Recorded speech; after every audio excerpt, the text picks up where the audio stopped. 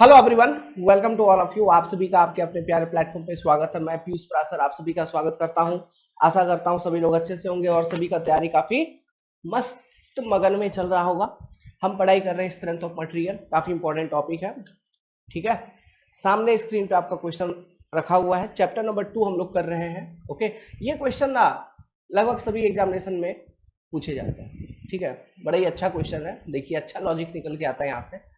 U1 and U2 are the strain energy stored in the prismatic bar due to axial tensile force P1 and P2 respectively. The strain energy U stored in the same bar due to combined action of P1 and P2 will be what? क्या कह रहा है? देखिए, मान लो हम बार ले लेते हैं, सेम बार है, 3 तो बार ले लिया, सेम लेंथ वगैरह, क्रॉस सेक्शन वगैरह तीनों बार का सेम। ठीक है, मान के चलिए। सवाल ये बोल रहा है कि आपने लगाया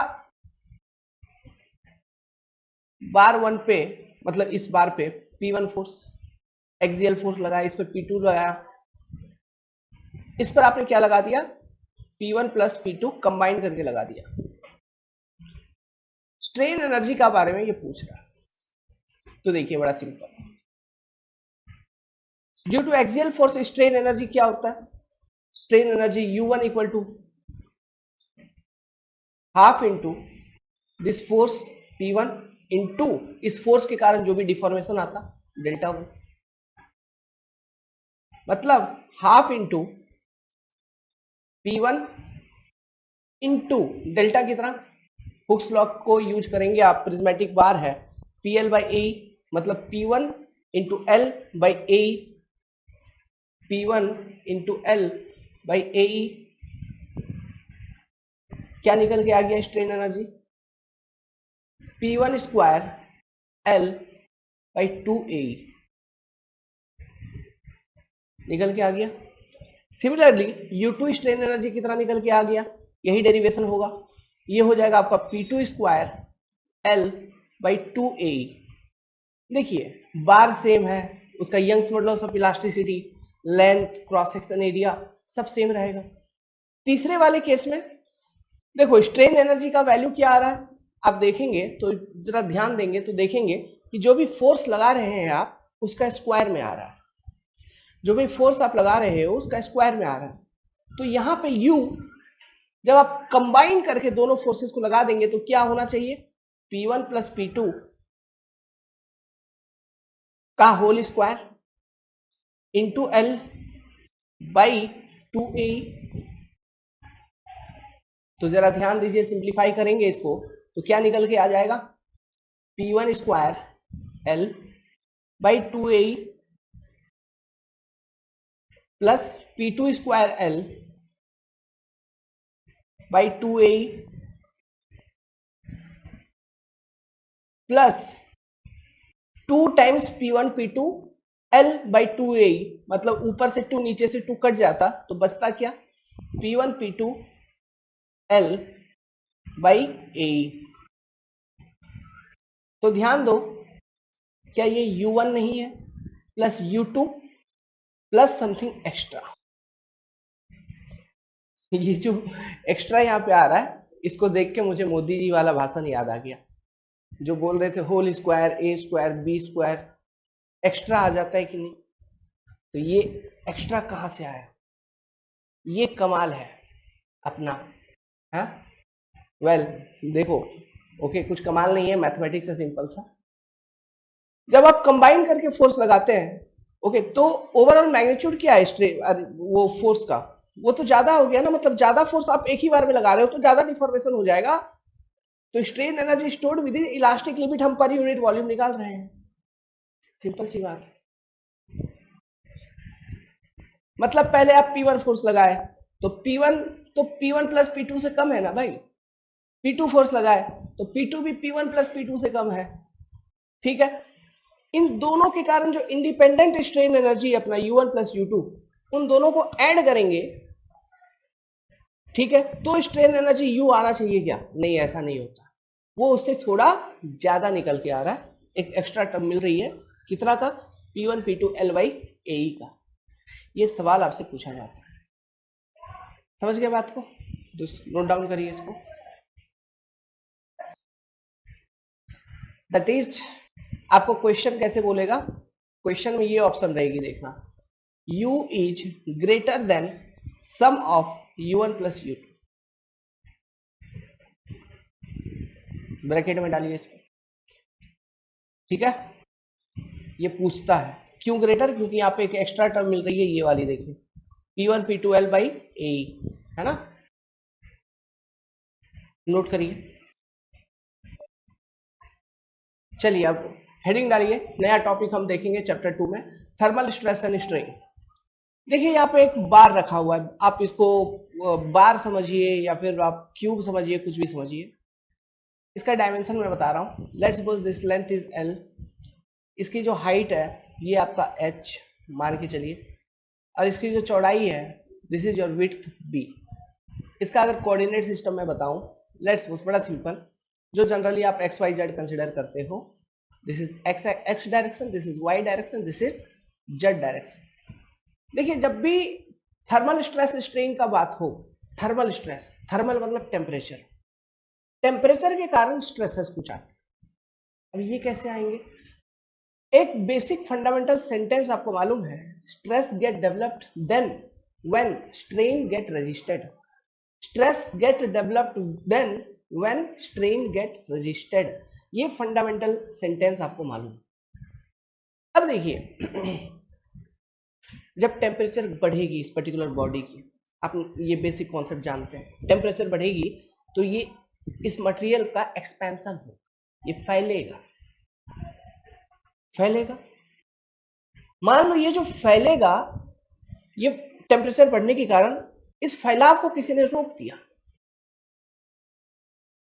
टेम्परेचर बढ़ रहा है तो ये और फैलने का कोशिश करेगा, तो क्या स्ट्रेसेस मटेरियल के अंदर डेवलप नहीं हो जाएगी?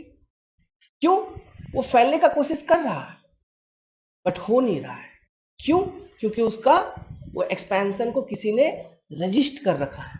फॉर एग्जांपल, दो सपोर्ट के बीच में कोई बार प्लेस्ड है, इसका कंस्ट्रक्शन के टाइम पे या जब भी आप प्लेस किए थे उस वक्त उस एनवायरनमेंट का, उस लोकेलिटी का टेम्परेचर कुछ और था, समर सीजन आ गई, टेम्परेचर चेंज इंक्रीज हो गई, मान लो विंटर में काम किया था, समर आ गई, टेम्परेचर बढ़ गया, तो बार क्या होगा, उसमें एक्सपेंशन नोटिस्ड होगा। बट अगर आपने दो रिजिड सपोर्ट के बीच में उस बार को प्लेस कर दिया है तो फैलने का कोशिश करेगा बट वो फैल नहीं पाएगा, वो उसका लेंथ में एक्सपेंशन हो नहीं पाएगी। क्यों? क्योंकि आपने दो रिजिड सपोर्ट के बीच में प्लेस कर दिया है, इसलिए मटेरियल के अंदर एडिशनल स्ट्रेस डेवलप हो जाएंगे, जिसको हम कहते हैं टेम्परेचर स्ट्रेसेस या थर्मल स्ट्रेसेस।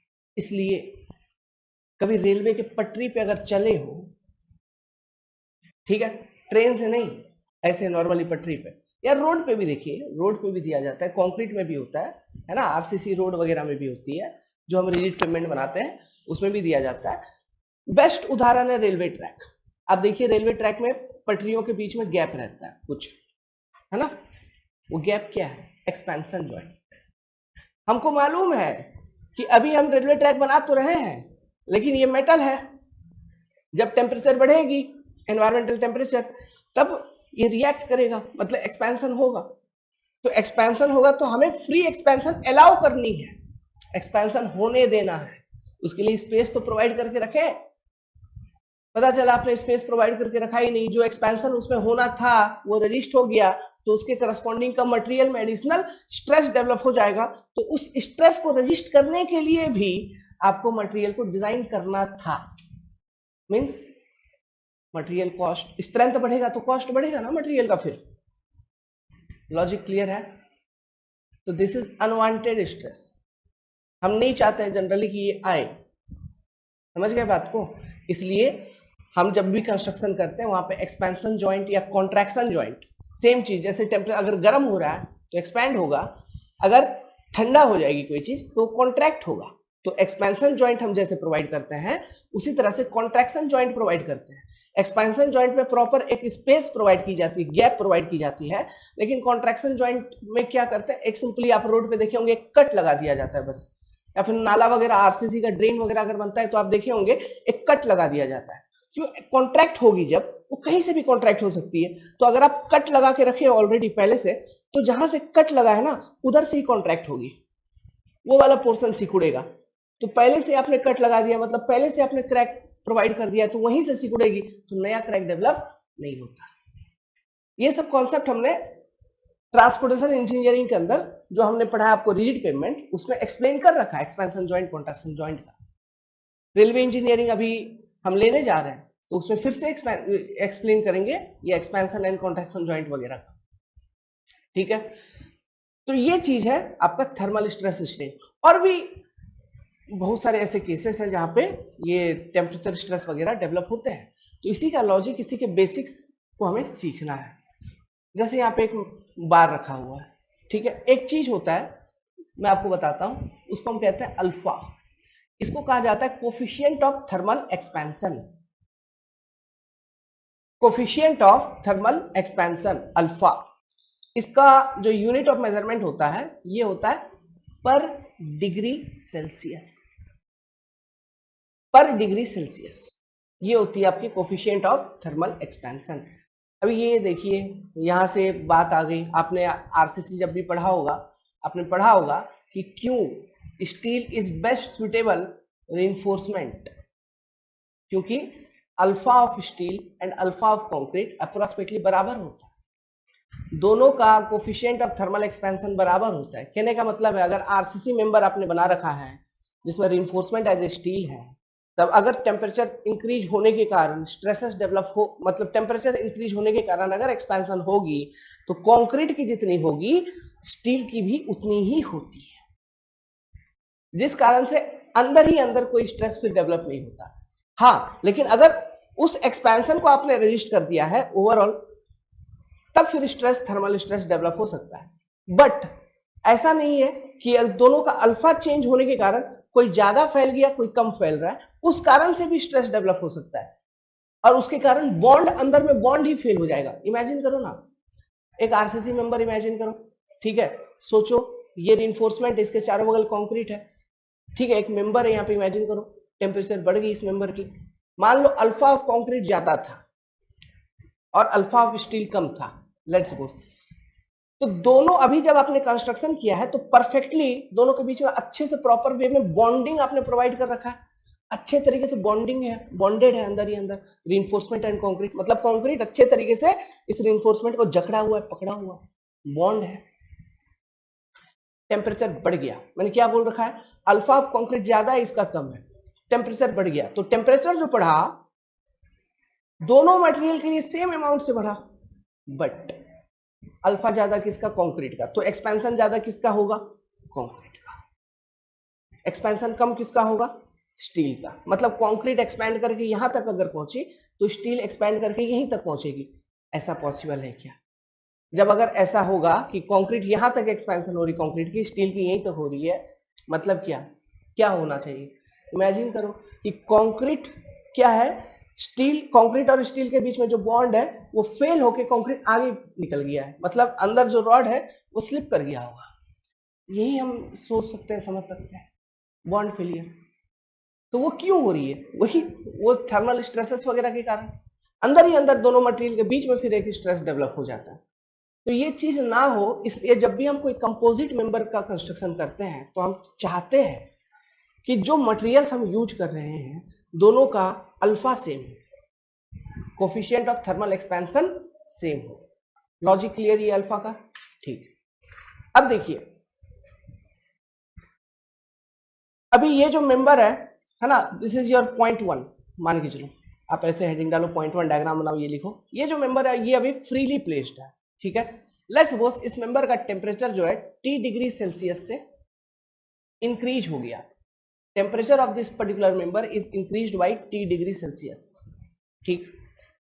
पहला चीज मैं अगर पूछूं, फर्स्ट पॉइंट है ना, या 1 तो वहां पे लिखा हूं आप कंफ्यूज हो जाओगे, ऐसे ही लिखता हूं मैं, a free expansion of this particular member in x direction कितना, free expansion of this particular member in Y direction कितना, free expansion of this particular member in Z direction कितना, due to this increase in temperature of the member by T degree celsius. ये हमको बतानी है, तो 3 sentence पहले मैं लिख देता हूं। तो देखिए, अगर मैं आपसे पूछूं free expansion of member in x direction, तो एक्स डायरेक्शन में मेंबर का डायमेंशन क्या, length, L into alpha into temperature rise, कितना अमाउंट से टेम्परेचर राइज हुआ है, ध्यान देना टेम्परेचर राइज, यहाँ पे T डिग्री आगे लिखवा देंगे, है ना, L अल्फा T। देखो ये फ्री एक्सपेंशन है, एक्सपेंशन मतलब समझ रहे हो ना, जैसे ये मान लीजिए हम एक्सपेंशन किसको कह रहे हैं, ये कोई बार थी, ये फोर्स हम लगा रहे थे P, तो P फोर्स लगाने के कारण इतना डेल्टा आ गया, तो ये वो डेल्टा का बात कर रहा है, एक्स डायरेक्शन में इतना करंट चला गया।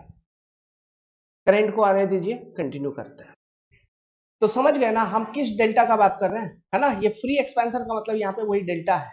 ओके, ये छोटा सा पोर्शन मैं यहाँ पे मिटा देता हूँ। तो यहाँ पे देखो एक चीज और देखो, यूनिट देखो, अल्फा का यूनिट क्या, पर degree Celsius into degree Celsius, तो अपने आप में ये डिग्री सेल्सियस वाला यूनिट खत्म, बचेगा क्या, ये फ्री एक्सपेंशन का यूनिट mm में या सेंटीमीटर में, जो भी डायमेंशन का यूनिट होगा, जो भी इस लेंथ का यूनिट होगा, अगर ये लेंथ का यूनिट आपको मीटर में दे रखा है तो यहाँ पर आपको फ्री एक्सपेंशन मीटर में कैलकुलेट होकर निकल जाएगी। अगर लेंथ का यूनिट किलोमीटर में दे रखा है तो फ्री एक्सपेंशन किलोमीटर में कैलकुलेट होकर निकल जाएगी। समझ रहे हैं बात को, पॉइंट पकड़ा। आगे free expansion of member in Y direction, तो वाई डायरेक्शन में डायमेंशन क्या, h, तो h अल्फा टी, सीधी बात करता हूं भैया मैं, h alpha T. Similarly free expansion of member in Z direction, Z direction का डायमेंशन क्या, विड्थ ऑफ द मेंबर, तो b अल्फा टी। देखो मैं एकदम सीधी बात करेगा। अब मेरे को ये बताओ, यहां पे जो ये मेंबर है it is freely placed member, एक कुछ बार है जो कि फ्रीली प्लेस्ड है किसी सरफेस के ऊपर, ऐसा ही है और तो कुछ है नहीं। टेम्परेचर हो गया इंक्रीज, तो ये फैलेगा, एक्सपेंशन के लिए फ्री है किसी भी डायरेक्शन में।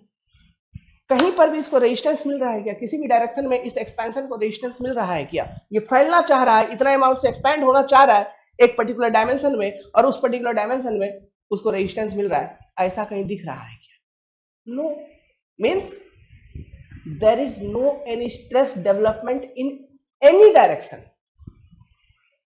क्यों, स्ट्रेस तभी डेवलप होगा जब आपका स्ट्रेन रजिस्ट होगा।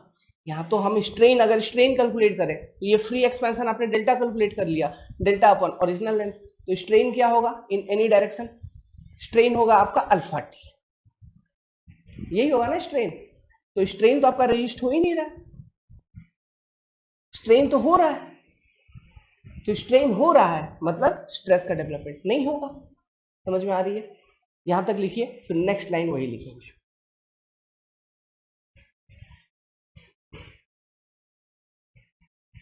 Stress in x, y, z direction equal to sigma x, sigma y, sigma z equal to 0। क्यों, क्योंकि strain is not registered, strain is allowed to occur, इसलिए T डिग्री सेल्सियस मतलब यहाँ पे चेंज इन टेम्परेचर है। Change in temperature कहने का मतलब है पहले टेम्परेचर था आपका T1, बाद में हो गया T2 इंक्रीज होके, लेट्स सपोज, तो चेंज कैसे निकालोगे, T2 माइनस T1, तो ये T2 माइनस T1 अगर पॉजिटिव है मतलब आपको समझ जाना है कि टेम्परेचर इंक्रीज हुआ है, अगर T2 माइनस T1 नेगेटिव आ रहा है मतलब आपको समझ जाना है कि टेम्परेचर डिक्रीज हुआ है, मतलब कॉन्ट्रैक्शन वाला सीन है। समझ गए बात को, बस सिंपल, नोट करिए। फिर नेक्स्ट केस पे चलते हैं। ये आपका फ्री एक्सपेंशन का कॉन्सेप्ट आपको समझ में आया, फ्री एक्सपेंशन हम कैसे लिखेंगे, ठीक। आप ये वाला केस लीजिए, सारा कुछ समझ में आ जाएगा। मान लो सेम बार दो रिजिड सपोर्ट के बीच में प्लेस्ड है, this is your rigid support, rigid support. ये जो रिजिड सपोर्ट है ये किस डायरेक्शन में है, एक्स डायरेक्शन में है कि नहीं, ये एक्स, ये वाई, ये जेड। डायरेक्शन क्लियर होना चाहिए, सोम में यही सब गड़बड़ी नहीं, डायरेक्शन क्लियर, सब कुछ क्लियर। हमको जो नियम कानून है ना वो अपने हिसाब से लगाना है यार, कंसेप्ट अपने को आना चाहिए। L H B dimension clear, X direction में दो रिजिड सपोर्ट के बीच में ये बार प्लेस्ड था, मतलब ये फिक्स है, रिजिड सपोर्ट है। क्लियर है? अब एक एक करके मेरा जवाब देते चलना। ये डायग्राम बना लो। देखो मैं सवाल पूछूंगा, फ्री एक्सपेंशन मेरे को बताओ एक्स डायरेक्शन में कितना। मतलब देखो अभी भले रिजिड सपोर्ट है, लेकिन फ्री एक्सपेंशन लिखते वक्त इमेजिन करना कि ड्यू टू टेम्परेचर राइज, अच्छा ये चीज तो बताया ही नहीं। Let's suppose temperature is increased by T degree Celsius. इस बार का जो टेम्परेचर है ये इंक्रीज हो गया T डिग्री सेल्सियस। ठीक है, इस कंडीशन के करस्पॉन्डिंग एनालिसिस कर रहे हैं अपन लोग। Free expansion in x direction मेरे को बताइए। एज्यूम करिए कि वहां पे रिजिड सपोर्ट नहीं है, ये एज्यूम करके फ्री एक्सपेंशन लिखिए। आप बताओगे सेम जो पहले बताया था सर, एल अल्फा टी। ठीक। वाई डायरेक्शन में सर एच अल्फा टी। ठीक। जेड डायरेक्शन में सर बी अल्फा टी। ठीक, मैं बोला ठीक। तो ये तीनों फ्री एक्सपेंशन आपने लिखा। अब हम वाई और जेड डायरेक्शन का बात नहीं करते हैं, क्योंकि वहां पे फ्री एक्सपेंशन होगा, क्योंकि किसी भी तरह का रेस्ट्रिक्शंस नहीं है। लेकिन अगर एक्स डायरेक्शन का अगर बात करो तो मैंने बोल रखा है दो रिजिड सपोर्ट के बीच में ये बार प्लेस था, तो एक्स डायरेक्शन में जो फ्री एक्सपेंशन होना था उस मटेरियल का, उस बार का, due to temperature rise by T degree Celsius L alpha T, but वो हो रहा है क्या? नहीं होगा। क्यों? क्योंकि वो दो रिजिड सपोर्ट वहां पे है। तो मैं अगर आपसे पूछूं कि actual expansion in x direction कितना, ध्यान देना ये क्या लिखा हूं, ये term actual expansion in x direction, तो आप बोलोगे सर जीरो, कुछ है ही नहीं, दो रिजिड सपोर्ट है तो एक्सपेंड होगा नहीं। रिजिड सपोर्ट हम बोल रहे हैं, मतलब सपोर्ट आपका फेल हो नहीं रहा है ना, तो एक्चुअल एक्सपेंशन एक्स डायरेक्शन में जीरो। तो एक्स डायरेक्शन में कितना एक्सपेंशन को रजिस्ट किया गया, एक्स डायरेक्शन में कितना एक्सपेंशन रजिस्ट किया गया, तो आप बोलोगे सर पूरा का पूरा एक्सपेंशन, जो भी फ्री एक्सपेंशन होना था उसको रजिस्ट किया गया। लेकिन वो निकालते कैसे? हम लिखेंगे free expansion L alpha T minus actual expansion, जो कि है जीरो। तो इतना एक्सपेंशन रजिस्ट किया गया, कितना? L alpha T. तो स्ट्रेन कितना रजिस्ट किया गया एक्स डायरेक्शन में? आप बोलोगे sir expansion registered bye original length L, which is your alpha t. Simply this much amount of strain is registered in x direction. तो x डायरेक्शन में strain कुछ अमाउंट का रजिस्टर किया गया है, मतलब x डायरेक्शन में स्ट्रेस डेवलप होएगा। और वो कितना का डेवलप होगा? स्ट्रेस इक्वल टू आपको मालूम है क्या? Young's modulus of elasticity into strain value, strain registered E into alpha T, which is nothing but E alpha T. आपने ये फॉर्मूला याद कर रखा होगा, तो ये इस तरह से निकल के आती है। Temperature stress E alpha T, इतना का स्ट्रेस एक्स डायरेक्शन में सिग्मा एक्स आपका डेवलप हो जाएगा। सिग्मा वाई, नेक्स्ट पॉइंट एक लाइन लिखो, sigma Y and sigma Z will be zero, कोई स्ट्रेस डेवलप नहीं होगा। H strain is not registered, strain is not registered in this direction, registered in these directions।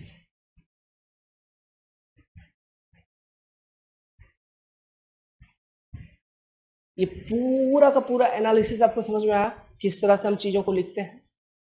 Free expansion, फिर देखा support condition को देखते हुए actual expansion किया, फिर देखा एक्सपेंशन रजिस्टर्ड कितना, फिर लिखा स्ट्रेन रजिस्टर्ड कितना, फिर लिखा स्ट्रेस डेवलप्ड कितना। ऐसा क्लियर? नोट करिए। अब एकदम मेरे दिमाग में आ रहा है, आप लोग क्या सोच रहे होंगे कि देखो टी शर्ट चेंज हो गया सर का। बात क्या है, आपके कंफर्टेबिलिटी के लिए मैंने चेंज कर लिया। मेरे को भी ना थोड़ा अजीब लग रहा था बार बार। एक्चुअली क्या, इससे पहले देखो ब्लू आ रहा था, पूरा ब्लू। मैंने तो बोल ही रखा, मैं गांव में हूँ, मेरा लाइटिंग उतना अच्छा नहीं है ना। लाइटिंग है अच्छा, लेकिन पता नहीं सेटिंग क्यों नहीं हो रहा है। अभी भले थोड़ा ये पका हुआ बाल दिख रहा होगा, लेकिन कोई बात नहीं यार, मेरे को कौन सा ब्यूटी कॉन्टेस्ट में जाना है, समझानी है चीजें, मैं समझा दूंगा वैसे भी। ठीक है, चलो यहाँ करो। क्वेश्चन पढ़ो। A cube of side 1 centimeter is heated uniformly by 1 degree Celsius. Temperature T degree Celsius increase किया गया कितना से 1 डिग्री सेल्सियस। टेम्परेचर चेंज कितना हुआ, मतलब पहले कुछ होगा फिर बाद में 1 डिग्री सेल्सियस इंक्रीज हुई, मतलब पहले 30 था 31 हो गया, तो चेंज इन टेम्परेचर कितना 1 डिग्री सेल्सियस ना, above room temperature, and the sides are free to expand. What will be increase in volume of the cube? Volume में कितना चेंज होगा, कहने का मतलब ये पूछ रहा है आपसे सीधी सीधी बात, डेल्टा वी पूछ रहा है, delta we change in volume. हमको मालूम है वॉल्यूमेट्रिक स्ट्रेन इक्वल टू क्या होता है, डेल्टा वी बाई वी, यही होगा ओरिजिनल वॉल्यूम।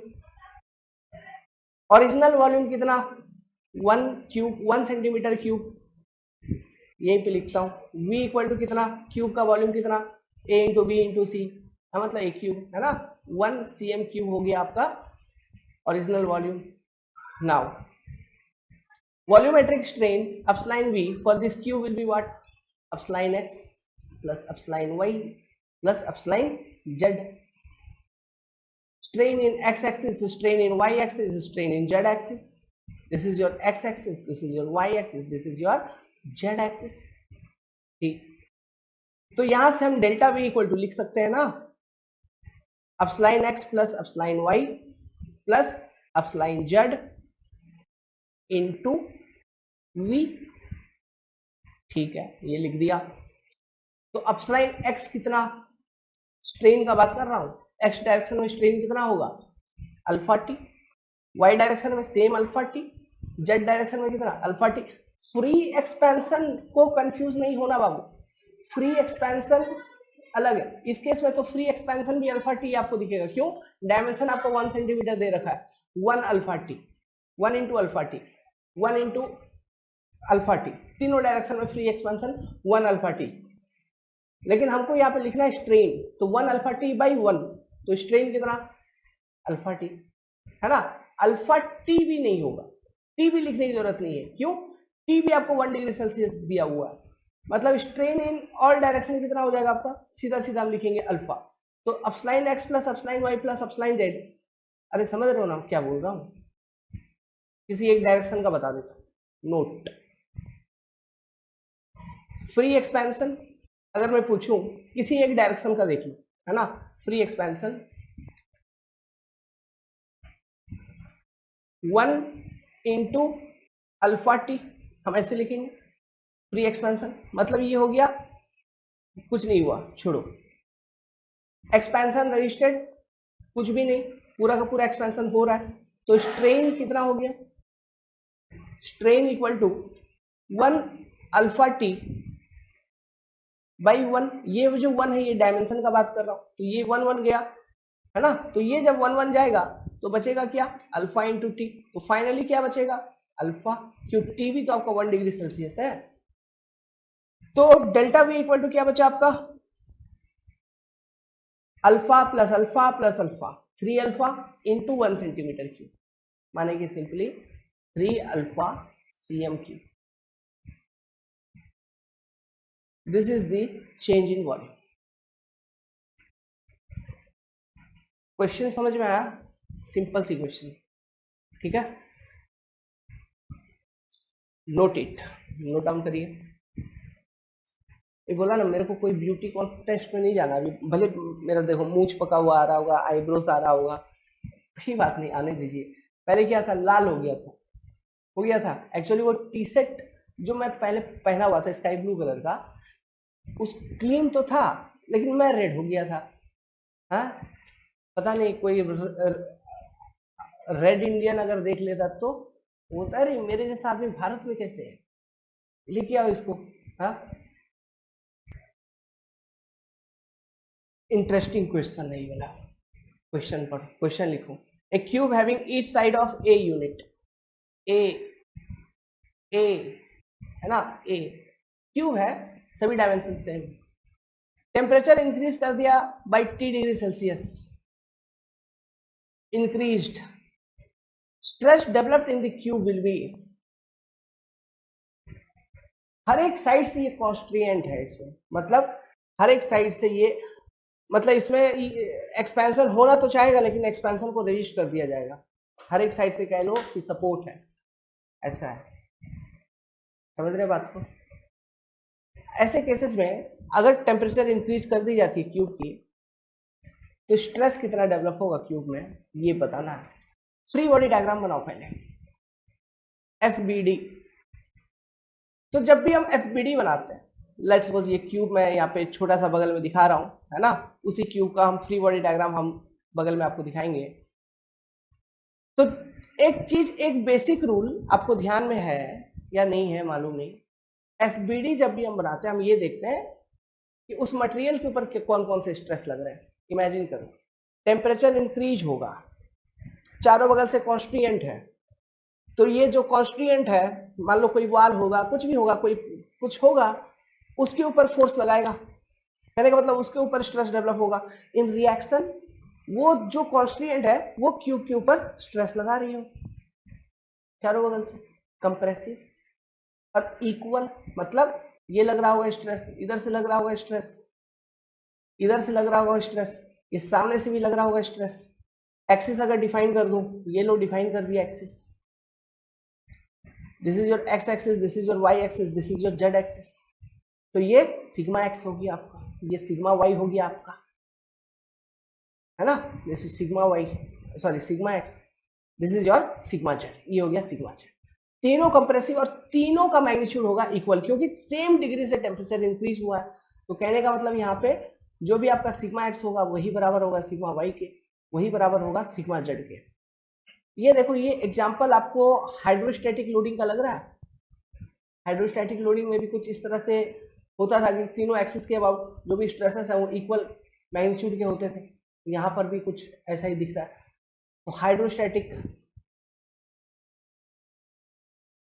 लोडिंग का ये एग्जाम्पल अपने को लग रहा है। अब हाइड्रोस्टैटिक लोडिंग के केस में, मतलब 3D के केस में, ये 3 डायमेंशनल केस में हम बल्क मॉडुलस यूज कर सकते थे, याद है ना, उसको भी यूज करके कैसे हम स्ट्रेसेस को, इन स्ट्रेसेस के वैल्यू को कैसे निकालेंगे हम आपको बताएंगे। पहले बेसिक तरीका सीख लीजिए।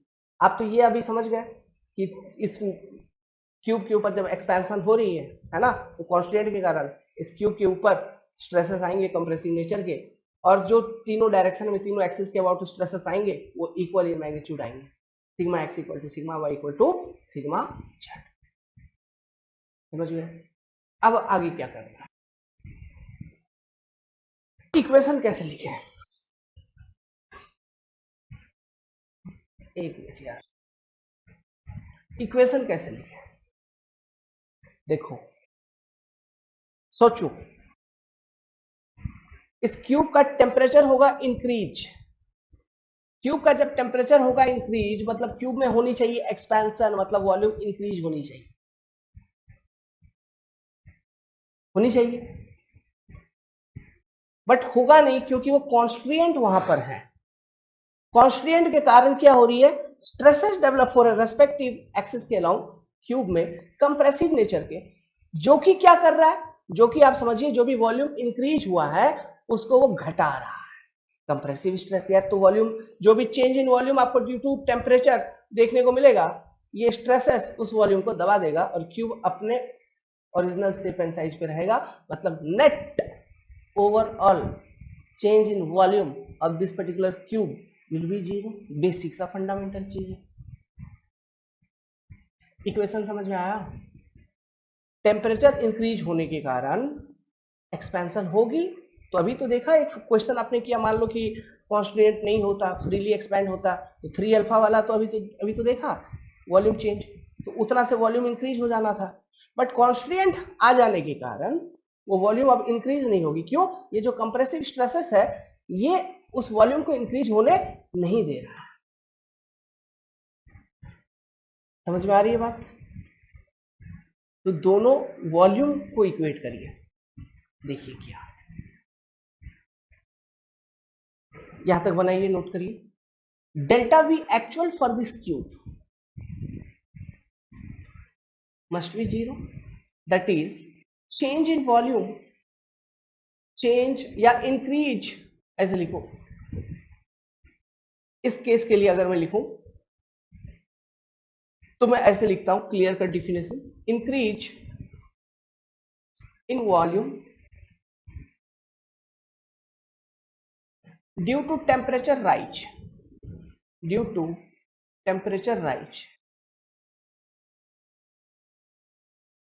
राइज मस्ट बी, करेंट गया यार, कोई बात नहीं, मैं वीडियो ऑफ करके समझा देता हूँ, समझ जाएंगे आप, गांव में हूँ, आते जाते रहता है current.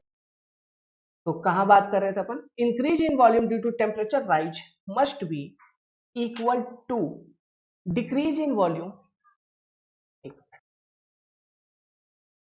Decrease in volume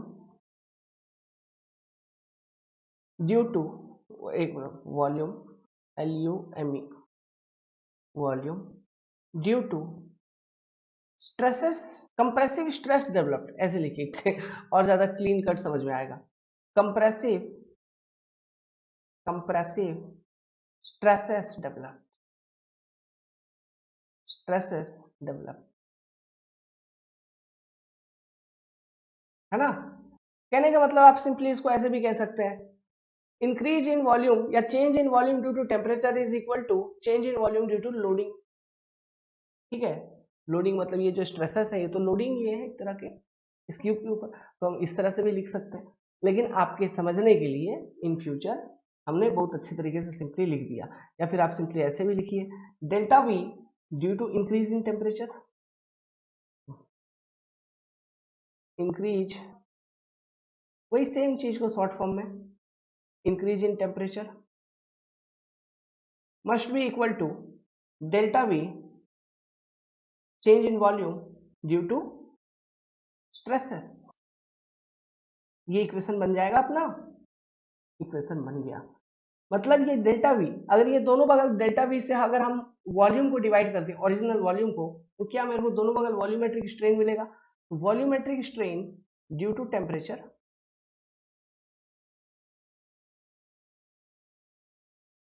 must be equal to volumetric strain due to stresses, यही बात हो रही है,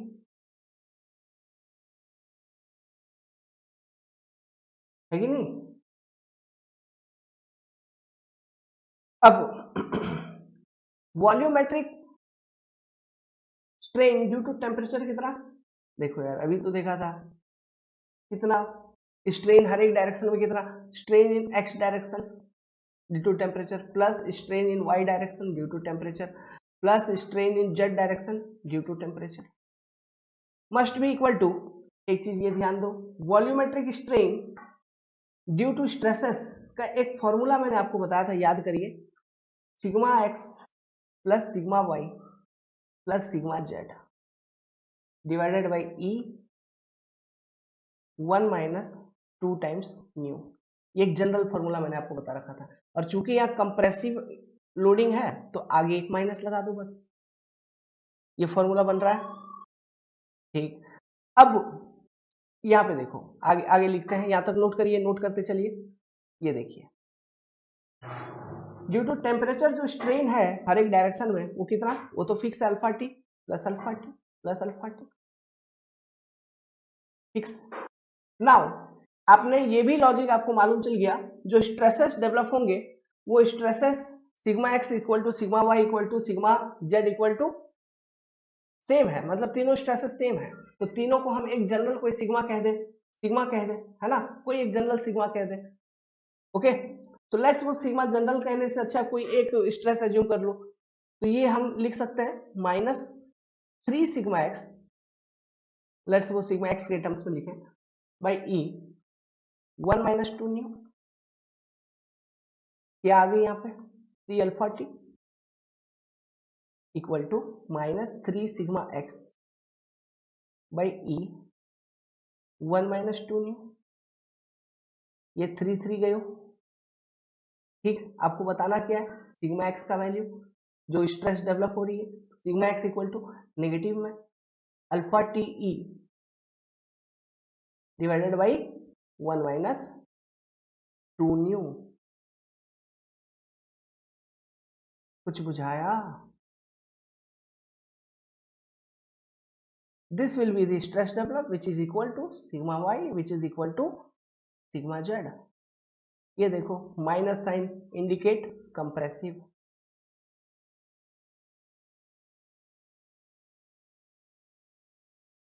समझ गए? इस तरह से हम इक्वेशन लगा के यहाँ पे डेरिवेशन करेंगे और इस तरह से स्ट्रेस निकलता है। तो ये फॉर्मूला डायरेक्टली याद कर लो इस पर्टिकुलर कंडीशन के लिए। और ये तीनों स्ट्रेसेस सेम होंगे, सिग्मा एक्स, सिग्मा वाई और सिग्मा जेड। इसलिए मैंने कहा it is an example of hydrostatic loading. समझ में आ रहा है बात? ओके, अब देखिए, एक मिनट, हमारा चार्जर थोड़ा ऑन करना था हमको। इसी क्वेश्चन को हम अलग कॉन्सेप्ट से अप्लाई कर सकते हैं, बल्क मॉडुलस वाला कॉन्सेप्ट यूज कर सकते हैं। क्योंकि मैंने बोला था ये हाइड्रोस्टैटिक लोडिंग का एग्जांपल है, ठीक है? सो इसको हम बल्क मॉडुलस का कंसेप्ट भी यहाँ पर हम यूज कर सकते हैं। ये हाइड्रोस्टैटिक लोडिंग का एग्जांपल क्यों है? क्योंकि देखिए, एक तो sigma x equal to sigma y equal to sigma z है, जो कि पहला कंडीशन सेटिस्फाई कर रहा है हाइड्रोस्टैटिक लोडिंग का। दूसरा, nature of all stresses is also same, nature of stresses is also same, है ना? तो यही दो कंडीशन तो है जिस केस में जो लोडिंग होगा हाइड्रोस्टैटिक लोडिंग हो जाएगा। अगर 3D लोडिंग होगा, हाइड्रोस्टैटिक लोडिंग हमेशा 3D के केस में होगा। तीसरा ये भी देख लो, 3D होना चाहिए, तो 3D भी है, मैग्नीट्यूड भी सेम, नेचर भी सेम। नेचर सेम यहाँ पे कंप्रेसिव है तीनों, है ना? या तो कंप्रेसिव हो या तो टेंशन हो, तीनों सेम हो, ठीक है? यही हम कहते हैं, यही हम चाहते हैं हाइड्रोस्टैटिक लोडिंग के केस में। तो ये हाइड्रोस्टैटिक लोडिंग का एग्जाम्पल है। आपने ये हाइड्रोस्टैटिक लोडिंग का एग्जाम्पल वगैरह फ्लूइड मैकेनिक्स में भी पढ़ रखा होगा, याद आ रहा है? ठीक है, तो यहां पे हम बल्क मॉडुलस का कंसेप्ट को यूज कर सकते हैं। बल्क मॉडुलस इक्वल टू क्या होता है?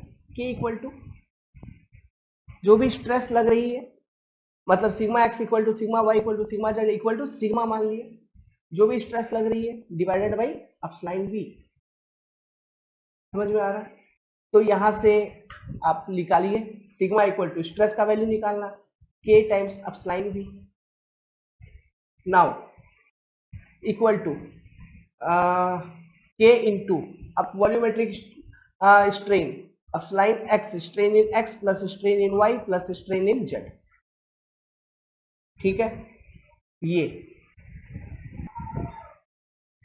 ठीक है। अब देखो यहाँ पे एक कॉल आ गया था, सॉरी यार। तो हम लोग यहां तक पहुंच गए। तो देखो सिग्मा इक्वल टू हम लोग कहां पे पहुंच गए? के इंटू ये अपस्लाइन x अपस्लाइन y plus epsilon Z. अगर तीनों को मैं ऐड करूंगा तो क्या होगा यार? अभी तो देखा 3 अल्फा टी। ठीक, अब देखो हमारे पास एक रिलेशन है, क्या? E equal to 3K। क्या करें दोस्तों, गांव में रहने के बाद यही सब होता है। पानी वाले भैया आ गए थे। देखो एक रिलेशनशिप तुम लोग को मालूम, E equal to 3K 1 minus 2 times nu, मालूम कि नहीं मालूम?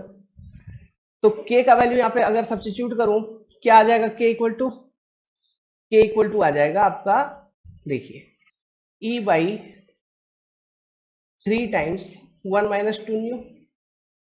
तो K का वैल्यू इधर पुट कर दो, E by 3 times 1 minus 2 new into ऊपर कितना 3 अल्फा टी पहले से था, ये 3 गए तो बचा क्या? E alpha T by 1 minus 2 new. क्या यही तो है? और यहाँ पे स्ट्रेसेस आपका कंप्रेसिव नेचर का था, है ना? स्ट्रेसेस क्या था? कंप्रेसिव, तो माइनस पहले से ही लगा था, तो ये आ गया तुम्हारा माइनस। फ्लूइड मैकेनिक्स में पढ़ा भी होगा बल्क मॉडुलस का कॉन्सेप्ट। क्या समझा?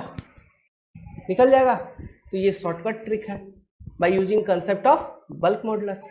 सेम फॉर्मूला आ गया ना, stress equal to minus E alpha T by 1 minus 2 nu, जो हमने delta actual equal to delta volume actual equal to 0 करके निकाला था, ये फॉर्मूला है ना?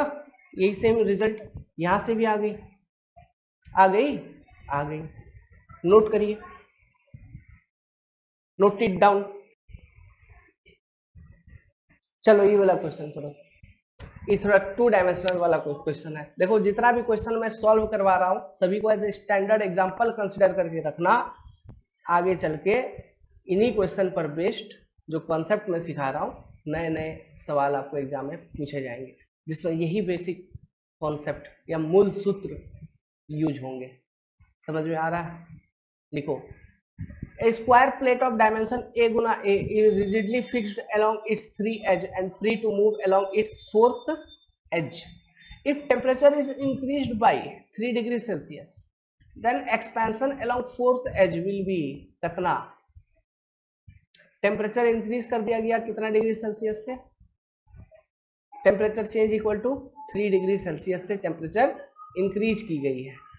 3 साइड ये फिक्स है ना, 4th साइड ये फ्री है। आप देखिए 4th साइड में फ्री है, फ्री भी एक्सपैंड हो सकती है। तो लेट्स सपोज यहाँ पे अगर मैं डायरेक्शन एक्सिस इसका डिफाइन कर दूं, ये आपका एक्स एक्सिस, ये आपका वाई एक्सिस, ये 2D का केस लग रहा है, एक स्क्वायर प्लेट है, कहने का मतलब इसका थिकनेस काफी कम होगा, है ना। तो 2 मेन डायमेंशन कंसिडर करके हम चलते हैं जिसमें आपका 3 साइड फिक्स है, एक साइड वो फ्री है। समझ में आ रहा बात? अब सोचो, इमेजिन करो टेम्परेचर इंक्रीज होगा तो ये फैलेगा, एक्सपेंशन होगा। जब ये फैलने का कोशिश करेगा, जब ये फैलने का कोशिश करेगा तो देखिए आपका इधर भी ये फैलने का कोशिश करेगा और इस तरफ भी फैलने का कोशिश करेगा, बट यहां पे क्या है, कॉन्स्ट्रेंट्स है, मतलब इधर ये फैल नहीं पाएगा। लेकिन इस डायरेक्शन में, किस डायरेक्शन में, 4th डायरेक्शन में जिधर फ्री है वो उधर आराम से फैलेगा।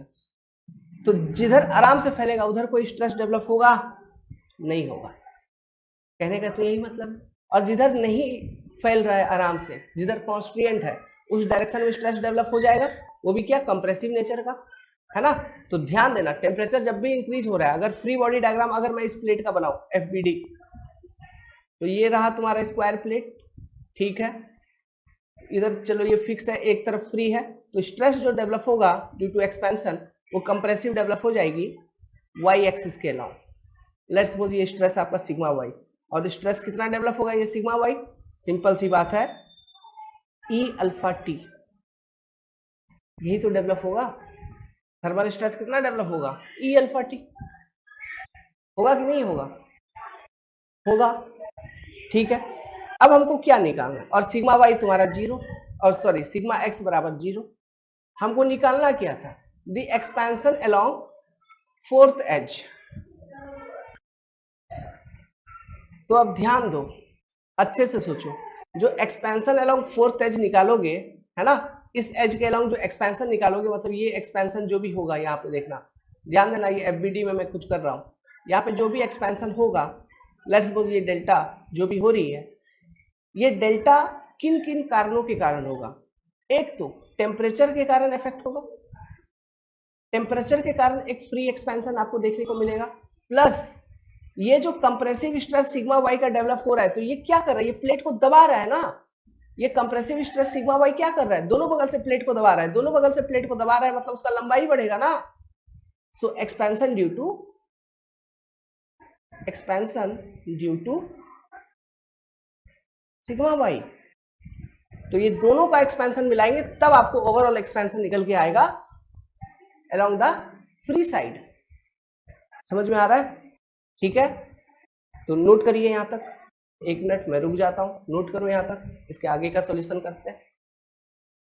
यहां तक चीजें समझ में आई कि नहीं आई? आ गई, नोट करो वीडियो पॉज करके। तो मैं लिखूं अगर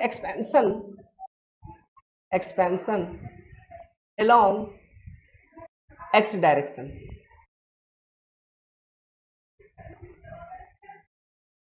तो ये क्यों होगा? पहला तो आप बोलोगे sir free expansion in x direction due to temperature, in x direction due to temperature वाला हिस्सा आ जाएगा सर। मैं बोला ठीक है बाबू, आ गया, ड्यू टू टेम्परेचर चेंज लिखो, ड्यू टू टेम्परेचर चेंज, चलो बाबू आ गया, तुम बोले आ गया। दूसरा expansion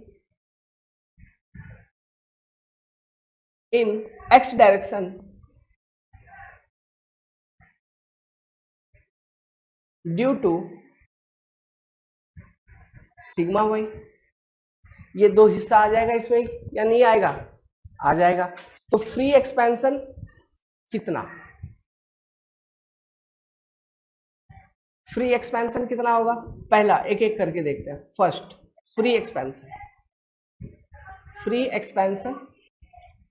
in x direction, short form में लिख रहा हूं, एक्स डायरेक्शन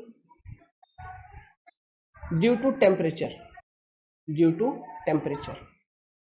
तो ये सिंपली आप बोलोगे सर ए गुना अल्फा गुना टी, बात खत्म करो। सेकेंड, अब स्ट्रेस के कारण क्या होगा? देखो हमको पॉइजन रेशियो मालूम है। पॉइजन रेशियो इक्वल टू क्या होता है? Lateral strain by longitudinal strain, lateral by longitudinal strain. तो यहां पे ड्यू टू सिग्मा एक्स हम एक्सपेंशन निकालेंगे एक्स डायरेक्शन में। तो जिस डायरेक्शन को आप अभी फिलहाल कंसिडर किए हो, देखो याद करो मैं क्या कहना चाह रहा हूं, जो एडवांस हुक्स लॉ में पढ़ा रहा था उस वक्त याद करो, जिस डायरेक्शन में मैं स्ट्रेन लिख रहा हूं वही मेरा लॉन्गिट्यूडनल डायरेक्शन होता है, मैं ये कहता हूं, है ना। तो पॉइजन रेशियो इक्वल टू हम कैसे लिख सकते हैं? Minus epsilon x strain in x direction divided by strain in Y direction. ये आपका लॉन्गिट्यूडनल हो गया, लॉन्गिट्यूडनल, ये आपका लैटरल हो गया। हमको स्ट्रेन इन एक्स डायरेक्शन चाहिए, तो ये क्या हो जाएगा? Strain in x direction epsilon x will be equal to minus mu times epsilon y, which is equal to minus mu epsilon y equal to क्या हो जाएगा? Sigma y by E, simply by using Hooke's law, equal to क्या? Minus mu sigma y equal to क्या? अभी तो आपने निकाला formula E alpha T by E. तो नीचे से ये ई गए हो, ऊपर से ये ई गए हो, तो बचा क्या? बचा आपके पास, अच्छा एक चीज और यहाँ पे देखो, ये सिग्मा वाई जो लिखेंगे यहां पर भी हम माइनस एक लगा देंगे। क्यों? क्योंकि ये कंप्रेसिव नेचर का है। सब चीज भूलना नहीं तो गलत गलत हो जाएगा चीजें, है ना। तो यहां पर जब माइनस लगाएंगे माइनस माइनस मल्टीप्लाई होकर प्लस हो जाएगा। तो आपके पास बचा क्या? बचा ये कि strain in x direction equal to, ये आपके पास बचा म्यू अल्फा टी, ये आएगा। तो एक्सपेंशन कितना? डेल्टा कितना? Delta will be mu alpha T गुना ए, सीधा, क्योंकि ये स्ट्रेन बराबर क्या होगा? जो भी डेल्टा है expansion divided by original length A.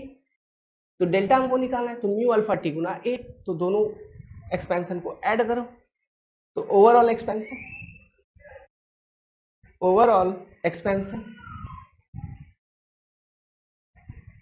will be equal to how much? A alpha t plus A times